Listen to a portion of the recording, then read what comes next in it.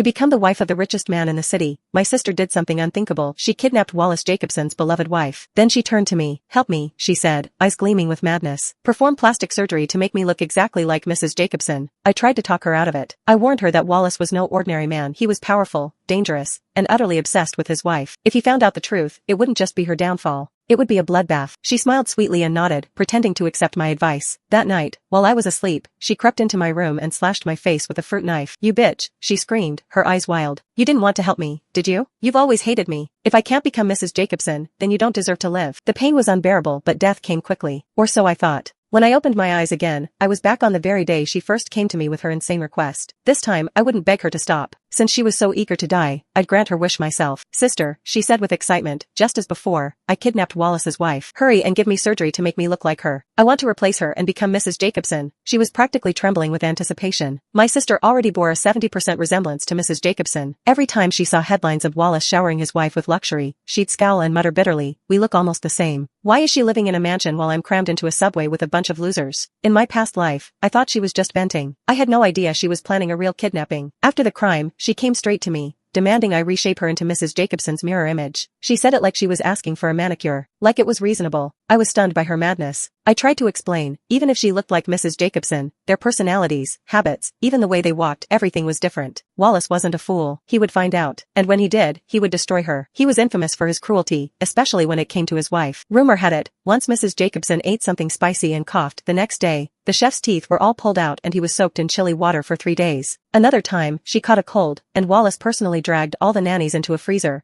furious that they hadn't protected her better. If he ever learned someone dared kidnap and impersonate his wife, my sister nodded as if she understood, praised me for my reason. Then she butchered my face that night. And now, reborn with the knowledge of her betrayal, I agreed to her request without hesitation. I arranged her surgery at the clinic where I worked. As we prepped the operating room, every news channel was broadcasting the same thing. Mrs. Jacobson has disappeared. A $2 million reward has been offered for information. Wallace has issued a chilling warning. Anyone who dares touch his wife will wish they were never born. The whole city was in a frenzy. Some were terrified. Others were tempted by the reward. Yet my sister sat there, calm as ever. I glanced at her, unable to hold back my unease. "Aren't you afraid Mrs. Jacobson will be rescued? If she is, she'll expose everything." My sister smirked. "She won't say a word. Trust me." My hand froze mid-disinfection. Something in her tone told me everything I needed to know. Mrs. Jacobson wasn't just kidnapped. She was in danger. Real danger. I never imagined my sister would go this far, just to live a life of luxury. "Why are you zoning out?" she snapped. "Hurry up and start the operation." Then she smiled cruelly. "When I become Mrs. Jacobson, I'll reward you with a job as my nanny. That's good enough for someone like you, right? You'll be able to brag about it to your little friends for years." I looked down at her face, calm and expectant, and I smiled. She had no idea what was coming. As if already living the dream of being the wife of the richest man, the corners of my sister's mouth curled upward in triumph. I didn't hesitate any longer. I sedated her quickly and began the operation. "My dear sister, since you're so eager to die, I'll grant your wish." She bore an uncanny resemblance to Mrs. Jacobson, same build, same facial features. The surgery was straightforward, just a few delicate tweaks, and she looked exactly like her. After the procedure, we returned home together. The moment we stepped through the door, my mother gasped in delight and rushed to my sister's side. "So alike, so alike. I always knew my Mary was born to be a rich man's wife." She shoved me aside like I was nothing, her eyes glued to my sister's face, as if she were admiring a priceless artifact. My father shot me a look of disgust, then turned to Mary, grinning from ear to ear. "Mary, you're identical to Mrs. Jacobson now. Later, we'll call Wallace and tell him we found you. Once you take her place, we'll receive tens of millions in reward." His eyes gleamed with excitement, lips trembling with joy. My parents had always believed Mary was destined for wealth and privilege. Since childhood, she was treated like a precious jewel, fed the finest food, dressed in luxury, showered with everything she desired. And me? I lived on her leftovers. In my past life, after my sister murdered me, my parents didn't even flinch. They cremated me without a second thought and covered up the truth by claiming I committed suicide. I thought they were merely biased. I never expected them to be this monstrous, helping her do something so despicable. I looked at their greedy, deluded faces and couldn't help but speak. "Do you really think it's that easy to deceive the richest man? That a pretty face alone can fool him? Chase money blindly, and you'll end up losing more than you bargained for, maybe even your lives." My mother slapped me hard across the face. "Who are you trying to scare, you useless coward? You're just jealous we'll be living the high life while you rot in that pathetic little hospital of yours." She sneered. "What have you even accomplished in your miserable life? The only good thing you've done is give your sister a new face. Honestly, raising a dog would have been more worthwhile than raising you." My father scoffed and added with contempt, "You're destined to be poor forever. Worthless. When Mary becomes Mrs. Jacobson, the entire Jacobson group will be ours." Mary gave me a cold glance and said mockingly, "Some people are just bitter nobodies who know nothing but how to envy others." Then she smirked. "Did you really think I wouldn't be ready for this?" She strode into her room and came out wearing a limited edition Hermes dress. It scent rich with high-end perfume. It didn't take a genius to realize it had once belonged to Mrs. Jacobson. My mother practically circled her, eyes glowing. Now that she's dressed up, she looks even more refined. That aura, it's like she is Mrs. Jacobson. My father nodded with pride. That woman just got lucky. Our Mary is smarter, more deserving. Once she replaces her, the richest man will fall even harder in love. To them, it was as if Mary had already stepped into the shoes of Mrs. Jacobson. They laughed wildly, drunk on delusion. I could only shake my head.